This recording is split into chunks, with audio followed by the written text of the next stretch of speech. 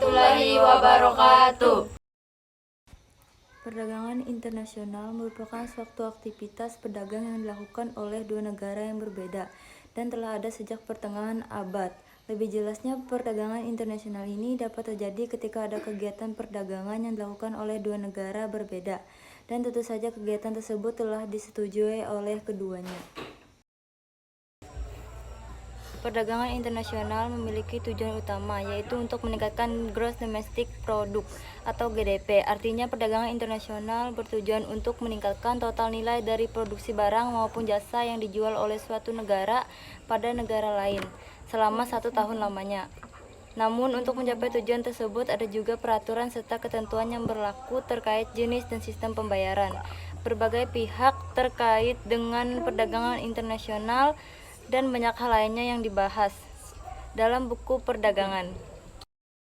Perdagangan internasional memiliki beberapa manfaat, salah satunya adalah dapat membuka kesempatan bagi negara lain untuk dapat memanfaatkan sumber daya yang ada di negara lain dengan profesional. Selain itu, dengan perdagangan internasional, kedua negara yang telah menjalin kerjasama juga membangun hubungan ekonomi yang dapat membuat kedua belah pihak dapat untung. Dengan perdagangan internasional tidak akan ada negara yang kehilangan sumber dayanya, sehingga setiap warga negara dapat menikmati standar kehidupan lebih baik. Perdagangan internasional juga memiliki peran penting dalam kontribusi terhadap PDB negara, serta memiliki peran dalam meningkatkan perdagangan yang dapat memberikan dampak positif pada pertumbuhan PDB dari negara perdagangan tersebut.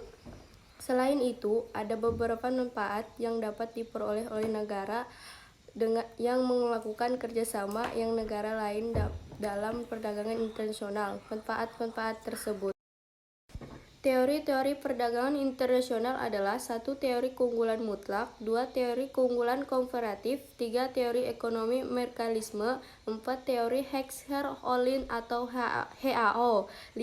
Teori permintaan timbang balik.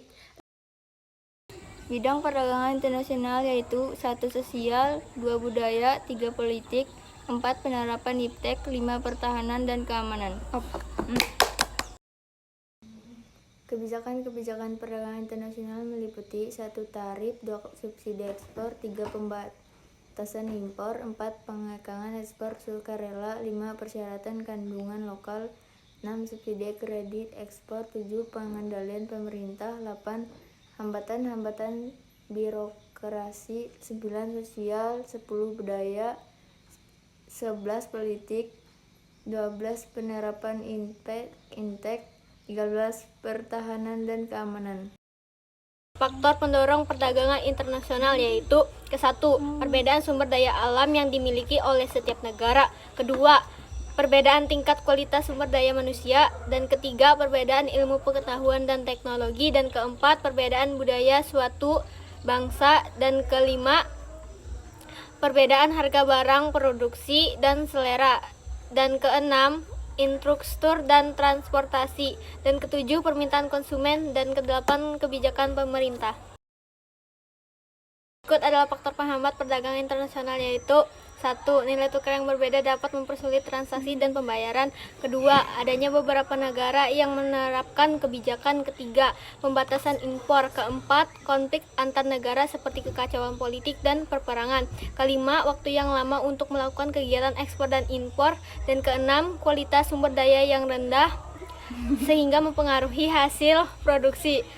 Ketujuh, akses terbatas bagi negara yang tidak termasuk organisasi ekonomi regional.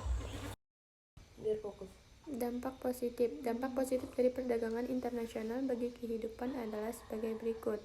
1. Terpenuhinya berbagai kebutuhan barang dan jasa dalam negeri. 2. Penduduk di negara bersangkutan dapat memperoleh barang dan jasa dengan murah dan mudah sebagai akibat dari adanya efisiensi dan spesialisasi. 3. Devisa negara meningkat melalui bea masuk dan biaya lain atas kegiatan ekspor dan impor. 4. perdagangan internasional membuka wilayah pasar baru yang lebih luas bagi produk-produk dalam negeri. Dampak negatif adanya perdagangan internasional bagi kehidupan antara lain: 1. Mundurnya industri dalam negeri karena masyarakat lebih menyukai produk-produk yang diimpor dari luar negeri. 2. Ada kecenderungan bagi masyarakat untuk melakukan tindakan konsumsi secara berlebihan. 3. Munculnya ketergantungan terhadap negara-negara maju. Dengan adanya ketergantungan tersebut, negara-negara maju dapat menetapkan kebijakan ekonomi yang merugikan negara berkembang seperti Indonesia. 4. Berkurangnya kreativitas produsen lokal. Sekian dari kami. Wassalamualaikum warahmatullahi wabarakatuh.